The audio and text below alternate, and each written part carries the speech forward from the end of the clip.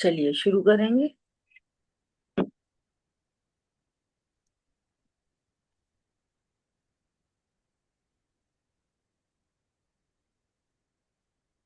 जीवम जीवम दब्बम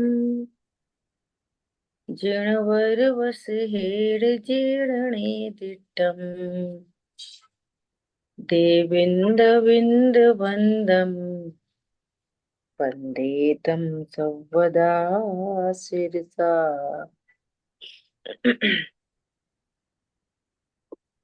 द्रव्य संग्रह जी ग्रंथ गाथा नंबर अपनी 57 चल रही है।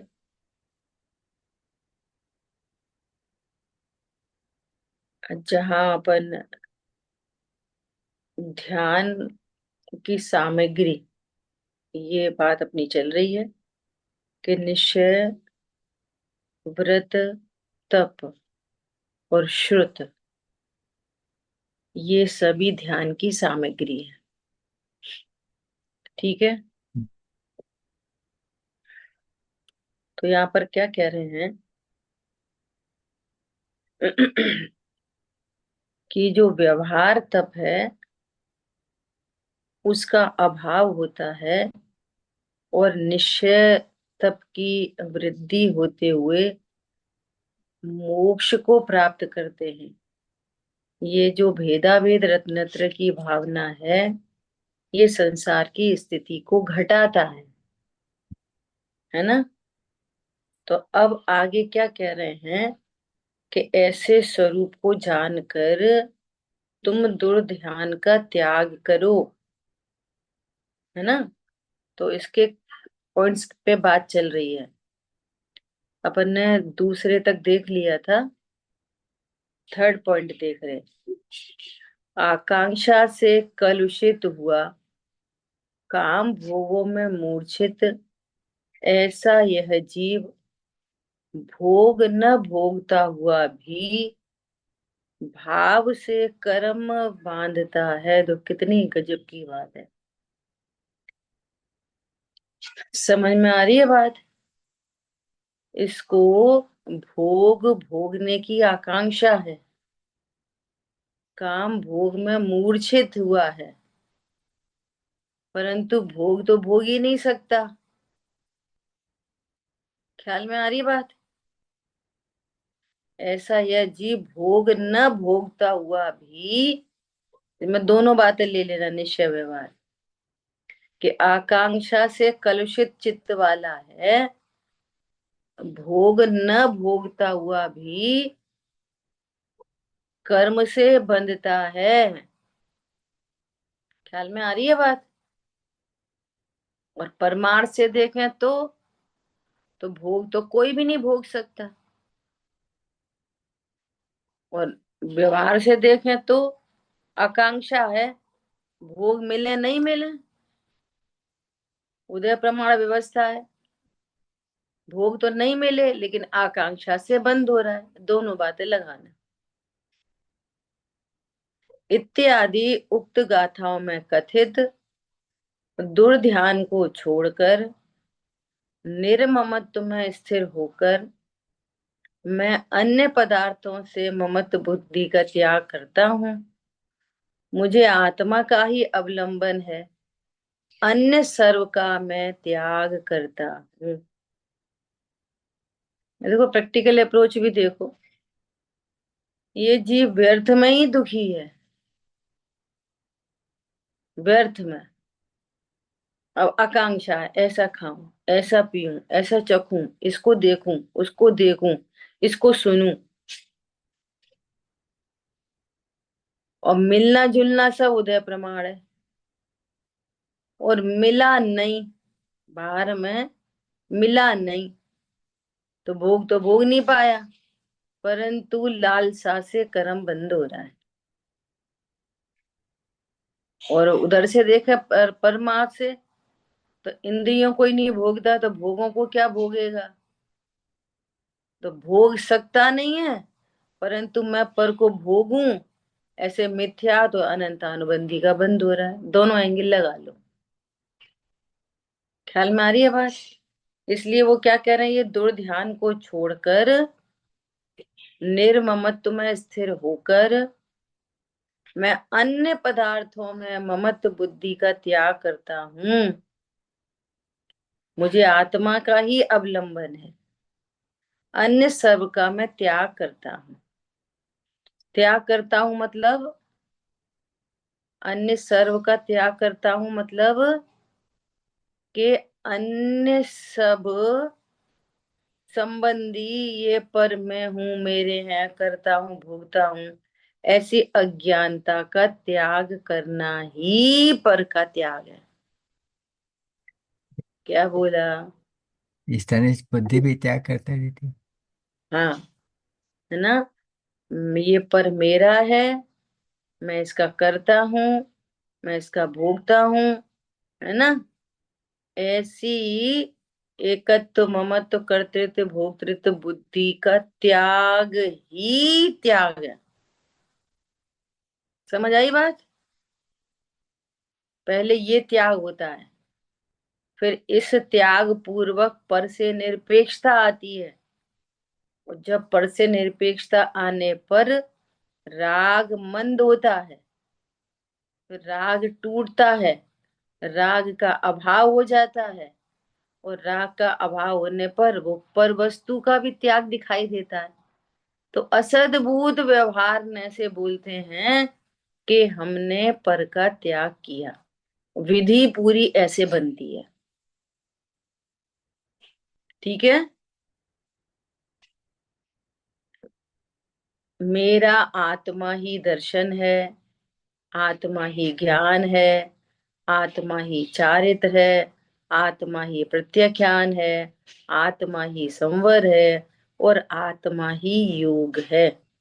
मतलब आत्मा में जो ये गुण है, वे गुण और आत्मा कोई भिन्न भिन्न न्यारे न्यारे थोड़ी हैं। चीनी और मिठास, चीनी की सफेदी कोई अलग अलग थोड़ी हैं। तो आत्मा जैसे ये समय सार की गाथाओं में ही ऐसा ऐसा सब आया है। आत्मा ही प्रत्याख्यान है ना। जिस ज्ञान ने जाना तो अज्ञानता का त्याग हुआ, तो वो आत्मा ही प्रत्याख्यान है। रत्नत्रय प्रकट हुए, आत्मा ही संवर है। ख्याल में आई बात? आत्मा ही ये भेद से चर्चा हो गई पूरी। ज्ञान दर्शन लक्षण युक्त एक मेरा आत्मा ही शाश्वत है। क्या बोला? उपयोगो लक्षणम, ज्ञान दर्शन लक्षण युक्त एक मेरा आत्मा ही शाश्वत है, और अन्य सर्व संयोग लक्षण युक्त भाव मेरे से बाय हैं। कौन शाश्वत है? आत्मा शाश्वत है, और इससे भिन्न अन्य सर्व संयोग लक्षण युक्त भाव, संयोग लक्षण युक्त भाव मेरे से बाय हैं। ख्याल में आ रही बात? कौन है सर्व लक्षण, सर्व संयोग लक्षण? इस शरीर का संयोग लक्षण है, शरीर का संयोग हुआ है। ख्याल में आ रही बात? शरीर नया संयोग बनता है, पुराना छूटता है। टोडमल जी ने लिखा है, पूर्व पर्याय को छोड़ता है, नवीन पर्याय धारण करता है। इसका क्या मतलब है कि शरीर का नवीन संयोग होता है, तो ये संयोग लक्षण युक्त है। कौन? शरीर। पूर्वबद्ध कर्म की निर्जरा होती है, नए कर्म बनते हैं, तो कर्म भी संयोग लक्षण युक्त है। तादात्म्य संबंध नहीं है संयोग उस शरीर और कर्म के साथ। और सुनो, इसी प्रकार ये जो शुभाशुभ भाव हैं, क्रोध आदि भाव हैं, दया दान के भाव हैं, ये भाव भी संयोग लक्षण युक्त हैं। क्या बोला? दर्शन, ज्ञान दर्शन लक्षण युक्त मेरा आत्मा शाश्वत है, और अन्य सर्व संयोग लक्षण युक्त भाव मेरे से बाय हैं। राग आदि भाव भी कैसे हैं? संयोग लक्षण। अनित्य तादात्म संबंध कहते हैं इसको। ज्ञान के साथ कैसा संबंध है? नित्य तादात्म। और राग के साथ कैसा संबंध है? अनित्य तादात्म। ये राग सदा नहीं रहता आत्मा के साथ। देखो, अनंत अवस्था में राग का अभाव हो जाता है, सिद्ध अवस्था में राग का अभाव हो जाता है, लेकिन उपयोग लक्षण, दर्शन ज्ञान लक्षण का अभाव होता है कभी? अनंत दशा में, सिद्ध दशा में कभी अभाव नहीं होता। देखो, ये सब न्याय है, ये युक्ति है, ये धर्म चर्चा है। समझ में आ रही है बात? इससे इससे क्या सिद्ध हो रहा है? कि मैं आत्मा और शाश्वत ध्यान में हूँ। रखना, नहीं तो फिर और शैलेश भाई के साथ संयोग, जाएंगे। संयोग शरीर कर्म और आप कषाय। नहीं जा रहे बम्बई? कल शाम को जाओ। तो मैं भी तो कल शाम को ही जाऊंगा ना। अरे, शांति भाई, आप फोन म्यूट करें इधर जा रहे आपका। आप म्यूट कर दो कुशल भाई। मैंने म्यूट कर दिया जी। हाँ, सॉरी, गलती से कैसे हो गया कोई पता नहीं बात। चला।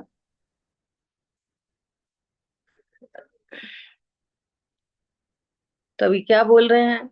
इत्यादि सारभूत पदों का ग्रहण कर ध्यान करना, है ना? इस, हाँ बोलिए।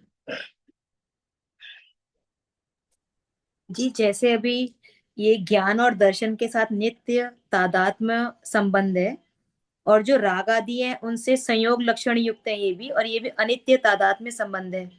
तो जी जो संवर निर्जरा है, मतलब जो शुद्ध पर्याय प्रकट होंगी, तो उसको हम ये संयोग लक्षण युक्त लेंगे, अनित्य आवाज कट के तादात्म्य। आ रही है आपकी। जी, हम्म। शुद्ध पर्याय को हम्म। कैसे लेंगे?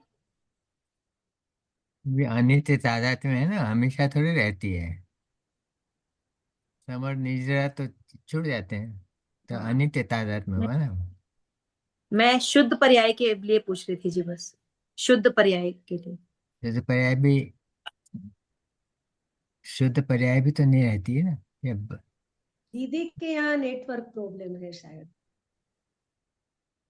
ओके, हाँ हाँ हाँ, हो सकते हैं। शुद्ध पर्याय पहले नहीं थी, इसका मतलब हुआ कि अनित्य तादाद में है। नित्य तादाद में तो सर्वदा रहेगा, कभी छूटेगा भी नहीं, नया भी नहीं आएगा। देखो, जो शुद्ध पर्याय है ना, वे शुद्ध पर्याय तो स्वभाव का अंश प्रकट होता है, स्वभाव प्रकट होता है, और उनकी वृद्धि होती है, उनकी पूर्णता होती है। ख्याल में आई ये बात? तो यदि हम अशुद्ध और शुद्ध पर्याय में घटित करेंगे, है ना, तो इनको इनको क्या बोलेंगे? एक बार प्रकट हुआ तो ये नित्य तादात्म्य संबंध बनेगा इनका भी। ख्याल में आई बात? और त्रिकाली ध्रुव और पर्यायों में कंसीडर करेंगे तो फिर तो ध्रुव शाश्वत है और शुद्ध पर्याय भी क्षणिक है। बात बदल जाएगी शादवाद शैली में, हम किसकी मुख्यता से कब क्या बात कर रहे हैं। गुरुदेव श्री ने हमेशा राग आदि भावों को क्या कहा? कि ये मेरा स्वभाव नहीं, लेकिन शुद्ध पर्याय तो मेरा स्वभाव प्रकट हो रहा है, ये मेरा स्वभाव है। तो राग और शुद्ध पर्यायों के कंटेस्ट में बात की जाएगी, तो शुद्ध पर्याय तो मेरा स्वभाव प्रकट हुआ है। ख्याल में आई बात? और त्रिकाली ध्रुव और शुद्ध पर्याय के बीच में बात की जाएगी तो ध्रुव शाश्वत है और वे क्षणिक है, ऐसा। ठीक है? जी, तो अभी आ रही है आवाज? हाँ, आ रही है। तो मतलब हमें इसमें दोनों अपेक्षाएं लगानी है कि भाई हम्म। पहले अगर हम ध्रुव और पर्याय देखेंगे तो अनित्य तादात्म्य संबंध कहलाएगा, हम्म। और अगर अशुद्ध और शुद्ध पर्यायों में देखेंगे तो शुद्ध पर्याय हमारा स्वभाव है, तो वो नित्य तादात्म्य संबंध में आ जाएगा, क्योंकि वो परमानेंट आ रहा है। बस ऐसा। जी। ठीक है, और उनकी वृद्धि हो रही है, पूर्णता हो रही है। पर दीदी अभी वो प्रकट हाँ। नहीं हुई है तो हमेशा नहीं रही, इसलिए नित्य तादात्म्य में कैसे कह प्रकट सकते होने हैं। की प्रकट होने के बाद की बात चल रही है ना। हाँ, शुद्ध हाँ, पर्याय तो तभी बोलेंगे जब प्रकट हुई। प्रकट हुई प्रकट ही नहीं है उसकी क्या बात तो करेंगे। उसके पहले वो हाँ ही ऐसा। नहीं। देखो एक एक बात में हम क्या एंगल ले रहे हैं, बात बदल जाती है।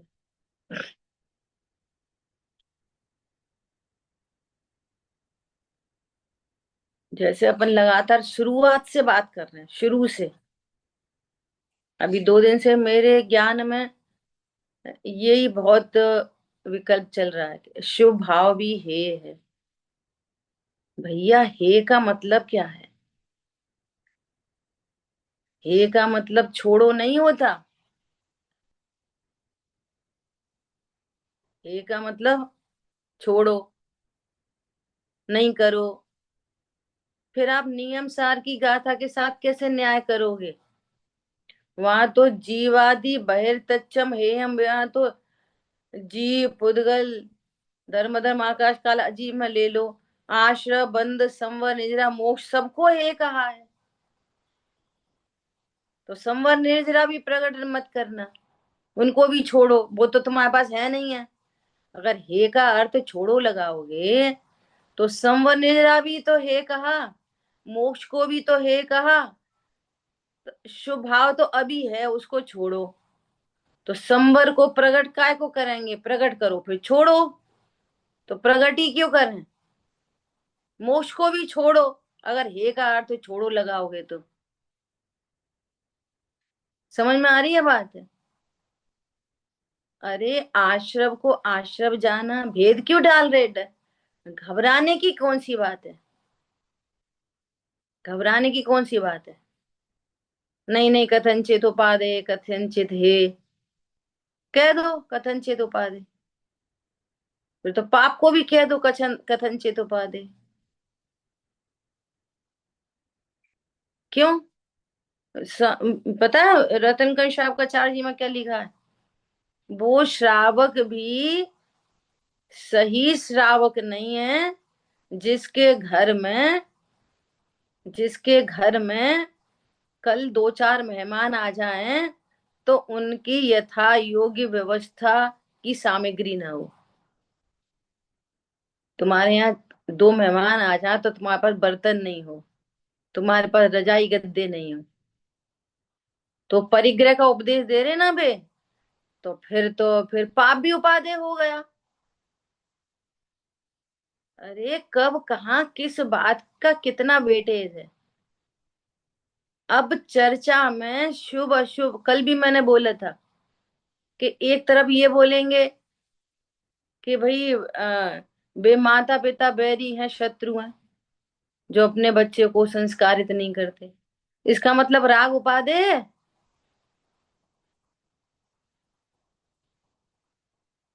बोलो। कितनी तरह से जिनवाणी में निरूपण है कब कहाँ, लेकिन कैसा भी उपदेश आए, चाहे शुभ हो चाहे अशुभ हो, सदा काल हे है। सदा काल हे मतलब अनित्य है, अध्रुव है, बंध के कारण है और अशरण है, ये हे का अर्थ है। शुभ अशुभ वृत्ति एकांत दुख,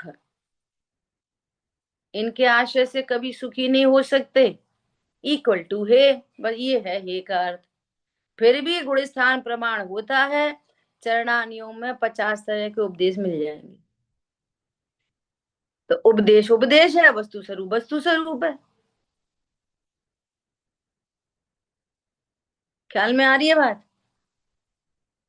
टोडरमल जी ने क्या लिखा है?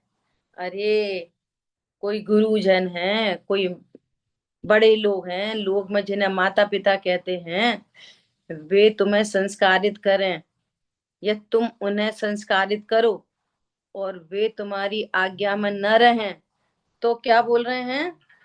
तो क्या बोल रहे हैं कि विष खा लेना तो योग्य नहीं है। वैद्य रोगी को अमृत पान कराए और वो अमृत पान नहीं करे तो वैद्य थोड़ी विष खा लेगा। उसको विष खा लेना योग्य नहीं है। भैया तुम्हारी तुम जानो। तो इन इन उपदेशों में कंट्रोवर्सी नहीं है।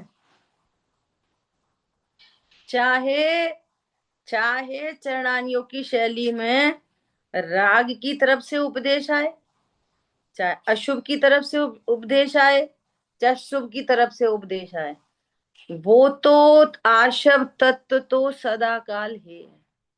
उपदेश कहीं से भी आए, ये वस्तु स्वरूप है और वो उपदेश है। उपदेश शैली में वस्तु स्वरूप में जमीन आसमान का अंतर है। कब कौन कहाँ खड़ा होगा उसको उपदेश दिया जाएगा, लेकिन आश्रव कभी भी उपादेय नहीं हो सकता, चाहे शुभ हो चाहे अशुभ हो। या तो मंदिर जाओ, काय के लिए जाना मंदिर? तत्व ज्ञान के लिए। टोडरमल जी ने तो कितनी कितनी गजब की बात की है। लोभ बताकर भी धर्म मार्ग में लगाया। भैया तुम स्वर्ग जाओगे तो स्वर्ग थोड़ी भेजना है। नरक आदि का भय बताकर भी धर्म मार्ग में लगाया। द्वेष उत्पन्न करा के भी धर्म मार्ग में लगाया। ये क्या है? मल मूत्र मांस का घड़ा है शरीर, क्या है? तो उससे द्वेष करा के भी धर्म मार्ग में लगा। द्वेष थोड़ी कराना था। ग्लानि उत्पन्न करा के भी धर्म मार्ग में लगाया। सुधारा होए न सीरी। अब एक जगह उपदेश मिल जाएगा सुधारा होए न सीरी, और एक तरफ उपदेश मिल जाएगा कि तुम बैरी हो, शत्रु हो, अपने बच्चों को मार्ग में नहीं लगाते। एक तरफ कह रहे हैं कि वे स्वार्थ के सगे हैं। तो अब क्या करें? उन्हें मार्ग में लगाएं कि उनको स्वार्थी देखें? क्या क्या करें? समझ में आ रही बात? विष्टा का एक पुद्गल परमाणु भी अनंत गुणों का धनी है। तो वो अनंत गुण का धनी है कि वो ग्लानि योग्य है? वो वस्तु स्वरूप क्या है और उपदेश क्या है? और जो इसमें न्याय नहीं कर पाएगा तो वस्तु स्वरूप को नहीं पकड़ पाएगा। आ रही बात ख्याल में? बात पूरी बदल जाती है। देखो वो नए का विचार करते हैं। देखो आगे का है, अब मोक्ष के विषय में पुनः नए विचार कहा जाता है। प्रथम तो मोक्ष बंध पूर्वक है, वही कहा है। देखो जहां मोक्ष की बात आएगी, आज अद्भुत छवि निज, 1 मिनट होल्ड करना है।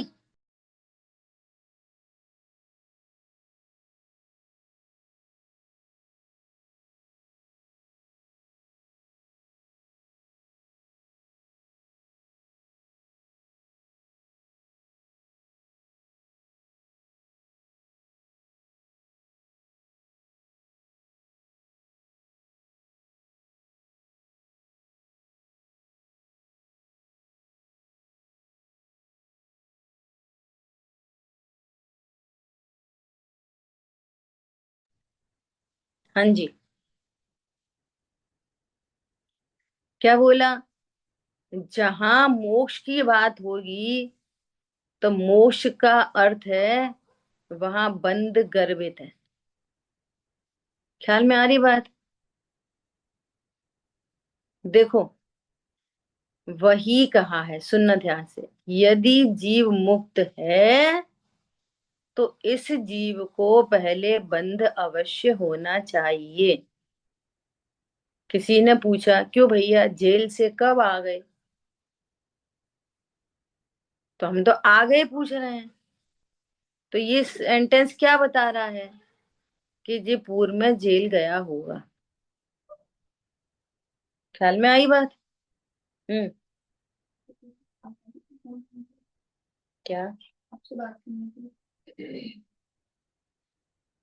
5 मिनट रुको। वो आ रहे हैं, सर को लेट हो रहे हैं, वो आ रहे हैं, ऐसा बताओ, वेट कर लें। सॉरी हैं। क्या बोल रहे हैं कि आप कब आए लौट के जेल से? तो इससे क्या सिद्ध हो रहा है कि ये जेल गया था। ख्याल में आ रही है बात। तो कहना कि भैया इनको मोक्ष प्राप्त हुआ, मतलब ये पहले बंधा था। ख्याल में आई बात। ऐसा इसलिए कह रहे हैं मोक्ष बंध पूर्वक है, वही कहा है। कैसा? यदि जीव मुक्त है तो इस जीव को पहले बंध अवश्य होना चाहिए, क्योंकि यदि बंध नहीं हो तो मोक्ष किस प्रकार हो सकता है। अबंध की, जो बंधा नहीं हो उसकी मुक्ति नहीं होती। तो मुंच धातु का प्रयोग ही निरर्थक है, मोक्ष की बात ही नहीं की जाएगी। मोक्ष बना है, ये व्याकरण से लिया है, मोक्ष बना है मुंच धातु से, और मुंच धातु का अर्थ होता है छूटना। और किससे छूटना? मोक्ष मतलब किससे छूटना? भाव से बात कर रहे हैं तो दुखों से छूटना। तो पहले ये दुखी था, प्रमाण से बात चल रही है, प्रमाण की आत्मा। पत्रिकारी ध्रुव नहीं लगाना, ये ध्रुव में नहीं लागू पड़ेगी ये वाली बात। कहाँ लागू पड़ रही है? पर्याय में, है ना। और पर्याय और द्रव्य कथनचित अभेद है, तो अभेद शैली में क्या बोलेंगे कि ये जीव अनंत काल के लिए मुक्त हो गया। मोक्ष बना है मुंच धातु से, और मुंच धातु का अर्थ होता है छूटना। तो किससे छूटना? दुखों से छूटना। ये जीव दुखों से छूट गया, अर्थात अनंत सुखी हो गया। मोक्ष मतलब अनंत सुखी हो गया। ख्याल में आ रही बात। फिर कर्मों से छूटना, जो दुख से छूटता है वो कर्मों से छूटता है। देखो आर्ट ऑफ लिविंग की बात करें, कोई भी घटना दुर्घटना बनी, अनिष्ट संयोग, इष्ट वियोग, कैसी भी घटना घटित हुई बाहर में, किसी ने बुरा बोल दिया, किसी ने हेल्प नहीं की, शरीर में रोग हो गया, सो संयोग दूर हो गया, कुछ भी लगा लो, जिसको लोक में अनिष्ट कहते हैं, प्रतिकूल कहते हैं, है ना। अब उसका लक्ष्य करके कोई दुखी होता है तो वो बंधता है। क्या बोला? उसका लक्ष्य करके, किसी को पता हो चाहे नहीं हो, छह द्रव्य सात तत्व, लेकिन ये प्रकृति है कि जो दुखी होता है सो बंधता है। ख्याल में आ रही है बात।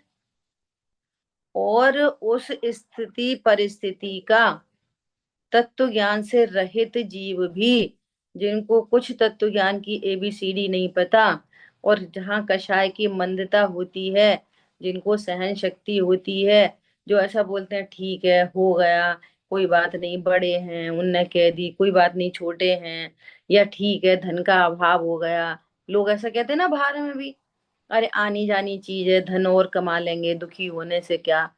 तो वे सहज रहते हैं, जो शांत रहते हैं, लौकिक वाला है ना, तो वे कम बंध से बंधते हैं। बंध तो होता है उनको भी, लेकिन उसको होता है असाता का बंध, और इसको होता है साता का बंध। अब बिल्कुल अभी ठेठ अज्ञानी की बात चल रही है, समझ में आ रही है। उधर घाती कर्मों का तीव्र दुखी होने वाले को तीव्र बंध होता है, और कम दुखी होने वाले को मंद बंध होता है घाती कर्मों में। बहुत समझ में आ बढ़िया रही है दीदी, बात। बहुत बढ़िया। हाँ, दीदी बहुत ऐसी बढ़िया दीदी, आपने ऐसी जो बात। कहा बहुत ही हम्म, अच्छी बात है, और प्रैक्टिकल है। प्रैक्टिकल वस्तु है। हम्म, हमें लौकिक में भी वैसे ही करना चाहिए। बिल्कुल ठीक है। अब जो तत्व ज्ञान करता है वो तत्व ज्ञान वाला हो तो फिर तो सोने में सुहागा हो गया। तत्व ज्ञान वाला क्या विचार करता है? अरे इष्ट अनिष्ट न कोई जग में मात ज्ञान के गे हो, तो पारमार्थिक सुखी होता है। खबर खबर लग रही है। और जो पारमार्थिक सुखी होता है उसको उसको कर्म का बंध नहीं होता, उल्टी निर्जरा हो जाती है। क्या बोला? उसको तीव्र बंध हो रहा था, उसको मंद बंध हो रहा था, और भेद विज्ञानी को बंध नहीं होता, निर्जरा हो जाती है। असाता प्रकृतियां मिटती हैं और साता का स्थिति अनुभाग बढ़ता है। सॉरी, स्थिति घटती है, अनुभाग बढ़ता है। साता प्रकृतियों का क्या होता है? स्थिति घट जाती है, क्योंकि अब इसको संसार में नहीं रहना, इसलिए स्थिति पहले बनता था कोड़ा कोड़ी सागर, और अब बंधेगा अंत कोड़ा कोड़ी सागर। फिर और हीन होता जाएगा, और हीन होता जाएगा, क्योंकि 2-4 भवों में उसकी छुट्टी होने वाली है, इसलिए उसको बहुत स्थिति वाला बंध ही नहीं होगा। देखो भेद विज्ञान की शक्ति, हमारी बात ख्याल में। और अनुभाग कितना होगा? हाई। थोड़े से में उसको बहुत बाहर में लौकिक संपदा आदि, ऐसे पुण्य का उदय तीव्र होगा, तीव्र उदय, अनुभाग बहुत तीव्र होगा। ख्याल में आ रही है बात? ऐसी गजब की बात है। इसलिए जो दुखों से छूटता है वो सुखी होता है, और जो हर बात में 24 घंटे मैं रोता गाता रहता है, टे टे फालतू का झंझट, तो ये इसको क्या समझ में आती है? सुबह भी बात आई थी कि इंद्रिय ज्ञान से जो दिखता है ना, वो सही लगता है, ऐसा वो चाहता है कि ऐसा ही बोले। जैसे कोई घटना घटित हुई, अब ये दुखी हो रहा है, रो रहा है, तो सारी दुनिया मेरे ऊपर कृपा करे, दया दृष्टि रखे। यहाँ पर क्या कह रहे हैं? दया का ना किंतु यहाँ विधान, या दया का विधान ही नहीं है। कौन दया करे तुम्हारे ऊपर? तुमने पूर्व में जो भाव हुए, उनके निमित्त से जो कर्म बंधे, कर्म के उदय में ये तरह तरह के नाटक चल रहे हैं, ये तुम खुद ही साम्य नहीं रखो, कषाय की मंदता नहीं रखो, भेद ज्ञान नहीं करो, तो कौन दूसरे पे दया करे? यहाँ तो दया का विधान ही नहीं है प्रकृति में। बोलो। नहीं, हम क्या चाहते हैं? हमारे ऊपर तो दुनिया दया करे, हमारे ऊपर तो, मान लिया एग्जाम्पल है समझने का, कि आपकी बच्ची के साथ किसी ने बैड बिहेव किया, अब वो पकड़ा गया, तो आप इस बात को एहसास करोगे कि इसके ऊपर दया होनी चाहिए? नहीं भैया, दया करो, तो उस पर तो दया नहीं करो, लेकिन हमारे ऊपर तो, हमने गलत किया हो सही किया हो, हमारे ऊपर दया होनी चाहिए, और दूसरे के साथ न्याय होना चाहिए। ख्याल में आ रही है बात? गजब की बात है। अभी प्रकाश छाबड़ा जी का एक प्रवचन सुना था, स्मारक में उन्हें बुलाया था, तो उन्होंने 3 प्रवचन किए वहां पे। तो उसमें उन्होंने बताया कि जैसे किसी कर्म का बंध होता है ना, और फिर वो उदय में आता है। जैसे मान लिया राजा श्रेणिक को बंध हुआ, नरक गति का बंध हुआ, अब नरक को भोग रहे वे, तो वो कर्म खलास हो गया। हमने किसी के पैसे चुराए, हमने 500 रुपए चुराए, और हमारा 5,000 का लॉस हो गया, तो बराबर हो गया ना कर्म, फिर गया। तो कह रहे नहीं, वो जो कर्म बंधता है ना, वो डाइल्यूट होते होते होते होते बहुत लंबी स्थिति तक जाता है। ऐसा उन्होंने कुछ कर्म फिलोसफी से बताया। वो क्या होता है? पतला होता है और एंड तक जाता है। तब उन्होंने प्रैक्टिकली ये वाली बात कही कि जैसे हमें ऐसा लगता है ना कि हमने तो कुछ नहीं किया, अभी तो हमने ऐसा कुछ नहीं किया, इस भव में तो हमें 50 साल हो गए, हम तो सबके साथ निभाते ही हैं, हमने तो किसी के साथ कुछ नहीं किया। भैया, इस भव में नहीं किया, तुम्हारे साथ कुछ हो रहा है, तो निश्चित मानो यदि तुम्हें सर्वज्ञता का निर्णय है कि जरूर ये किसी पूर्वबद्ध कर्म का उदय है। हमारे साथ ऐसा क्यों हो रहा है? या तो वर्तमान का अपराध है, और वर्तमान का अपराध नहीं है तो निश्चित रूप से पूर्व का अधिक अपराध है। ये सुनिश्चित है, बिना कर्म के उदय के कोई छू नहीं सकता, बाहर में छू नहीं सकता। ख्याल में आ रही है बात? तो फिर क्या विचार करना चाहिए कि ओहो, इस कर्म की निर्जरा हो, मैं दुखों से मुक्त हूं। कैसे मुक्त हूं? तो भेद विज्ञान करो, बस एक ही उपाय है, और दूसरा कोई उपाय है नहीं। देखो क्या कह रहे हैं। तब कह रहे हैं कि मुक्ति नहीं होती तो मुंच धातु का प्रयोग ही निरर्थक है। शुद्ध निश्चय से बंध नहीं है, तथा बंध पूर्वक मोक्ष भी नहीं। शुद्ध निश्चय से बात की जाए, शुद्ध निश्चय मतलब शुद्ध निश्चय नय, नय मतलब ज्ञान की पर्याय। नय मतलब क्या होता है? ज्ञान की पर्याय। नय ज्ञान, प्रमाण और नय कहाँ होते हैं? ज्ञान में, है ना? तो जिस ज्ञान में त्रिकाली ध्रुव भगवान आत्मा का लक्ष्य हुआ, तो उस ज्ञान की पर्याय को कहते हैं शुद्ध निश्चय। और शुद्ध निश्चय से उस ज्ञान ने देखा तो ध्रुव में न बंध था और न ध्रुव में मुक्ति हुई। ख्याल में आई बात? ध्रुव कैसा है? बंध और मुक्ति से रहित है। न ध्रुव में बंध था और न ध्रुव में मुक्ति हुई। पर्याय ने ध्रुव को स्वीकार नहीं किया था, तो पर्याय में बंधन था और पर्याय में ही मुक्ति हुई। ख्याल में आई बात? एकदम स्पष्ट। अरहंत सिद्धाचार्य पाठक साधु हैं परमेष्टि पण, सब आत्मा की अवस्थाएं, आत्मा ही है शरण।